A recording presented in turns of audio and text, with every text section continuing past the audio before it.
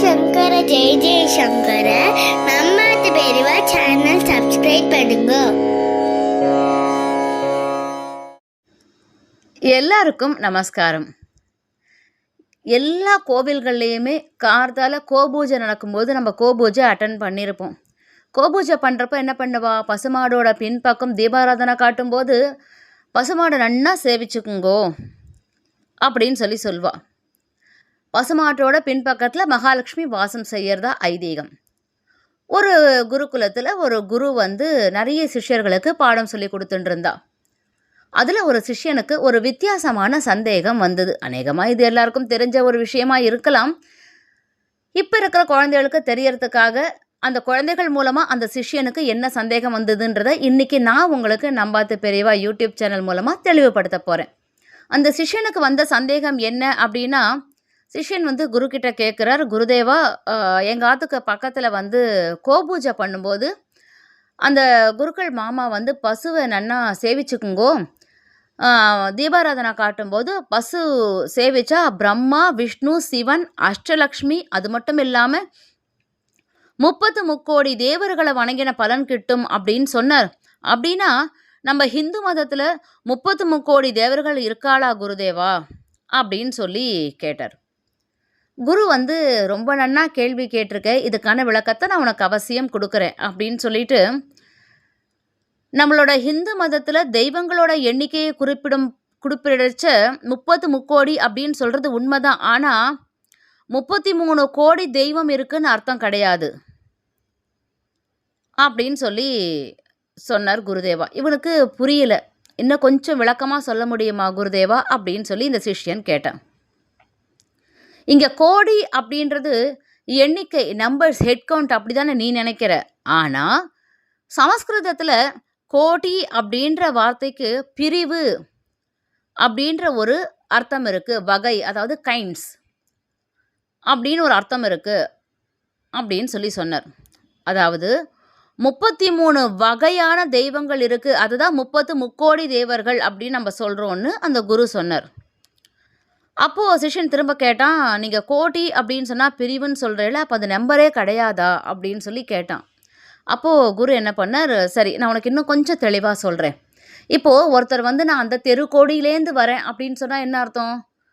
அத்தனை கோடி தெரு இருக்குன்னு அர்த்தம்.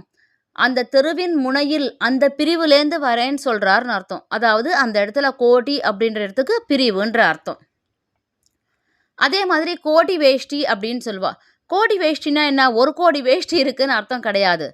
வெள்ளையும் இல்லாமல் மஞ்சளும் இல்லாமல் அது ஒரு கலர் வேஷ்டி, அதாவது வெள்ளாவில வச்சு எடுத்தால் அது ஒரு மாதிரி வெளுப்பாக வரும் இல்லையா, அது கோடி வேஷ்டி அப்படின்னு சொல்லுவா. கோடி அப்படின்றது எப்படி எண்ணிக்கையை குறிக்கும் நீ சரியாக புரிஞ்சுட்டியோ, அதே மாதிரி சமஸ்கிருதத்தில் கோடி அப்படின்ற வார்த்தைக்கு வகை, பிரிவு அப்படின்றது ஒரு அர்த்தம் இருக்குன்னு குரு சொன்னார். அவனுக்கு கொஞ்சம் புரிகிற மாதிரி இருந்தது, இன்னும் கொஞ்சம் புரியாத மாதிரியும் இருந்தது. அப்போ குரு என்ன சொன்னார், உனக்கு நான் விளக்கமாகவே புரியும்படியாகவே நன்னாவே சொல்லிடுறேன் அப்படின்னு சொல்லிட்டு சொல்ல ஆரம்பித்தார். வசு, ருத்ர, ஆதித்ய ரூபம் அப்படின்னு 3ஆக பிரிப்பா. அதாவது பொதுவாக அமாவாசை தர்ப்பணம் பண்ணும்போது பித்ரு வசு ரூபமாகவும், பிதாமகர் ருத்ர ரூபமாகவும், பிதுர் பிதாமகர் ஆதித்ய ரூபமாகவும் இருக்கிறதா சொல்லி தர்ப்பணம் பண்ணுவா. அதில் வசு கீழ்நிலை, ருத்ரர் 2ஆம் நிலை, ஆதித்யர் 3ஆம் நிலை. இந்த 3 நிலையில் மொத்தம் 31 பிரிவு இருக்குது. அந்த 31 பிரிவு என்ன அப்படின்றத நீ புரிஞ்சுட்டேன்னா இந்த 30 முக்கோடி தேவர்களுக்கு அர்த்தம் உனக்கு தெளிவாக புரிஞ்சிடும் அப்படின்னு சொல்லிட்டு குருதேவர் திரும்பவும் விளக்க ஆரம்பித்தார். ஆதித்ய நிலையில் 12 பிரிவு இருக்குது. அதாவது விஷ்ணு, தாதா, மித, ஆரியமா, சக்ரா, வருண, அம்ச, பாக, விவாஸ்வான், பூஷ, சவிதா, தவாஸ்தா, இந்த 12 பிரிவுகள் இருக்குது. வசு நிலையில் 8 வகை இருக்குது. அது தர, த்ருவ, சோம, அனில, அனல, பிரத்யுஷ, பிரபாஷ. அடுத்ததாக ருத்ர நிலையில் 11 பிரிவுகள் இருக்குது. இந்த 11 பிரிவுகள் என்ன அப்படின்னா, ஹர, பகுரூப, திரையம்பக, அபராஜிதா, விஷாகாபி, ஷம்பு, கபார்த்தி, ரேவாத், மிருகவ்யாத, ஷர்வா, கபாலி. இதை தாண்டி மீதி இருக்கிற 2 பிரிவு அஸ்வினி குமாரர்கள். அதாவது 12 பிரிவுகள் ஆதித்ய நிலையில், வசு நிலையில் 8, 12 8 20 ஆச்சா, ருத்ர நிலையில் 11, மொத்தமாக சேர்ந்தா 31. 2 பிரிவு அஸ்வினி குமாரர்கள். ஆக மொத்தம் 33 வகையான தெய்வங்கள், பிரிவுகளான தெய்வங்கள் இருக்குது அப்படின்னு சொல்லி அந்த குரு சொன்னார். 30 முக்கோடி அப்படின்னு நம்ம சொல்கிற அர்த்தம் 33 கோடி கிடையாது, இந்த பிரிவு தான் அப்படின்றது இப்போ புரிஞ்சுதா அப்படின்னு சொல்லி குரு கேட்ட உடனே சிஷ்யருக்கு எல்லாமே புரிஞ்சுதுன்னு ரொம்ப ஒரு தெளிந்த ஞானத்தோட குருவுக்கு நமஸ்காரம் பண்ணினான். இனிமே கோவில்களில் தெய்வங்களை வழிபடுறப்போ இந்த 30 முக்கோடி தேவர்கள் அப்படின்றதுக்கு அர்த்தம் என்ன அப்படின்றத நம்ம தெரிஞ்சுட்டு வழிபடணும்.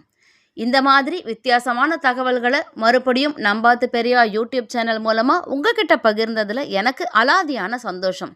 இன்னும் அபூர்வமான தகவல்களுடன் விரைவில் உங்களை சந்திக்கிறேன். ஹரஹர சங்கர, ஜெய ஜெய சங்கர. ஸ்ரீ மகாபெரிவா சரணம்.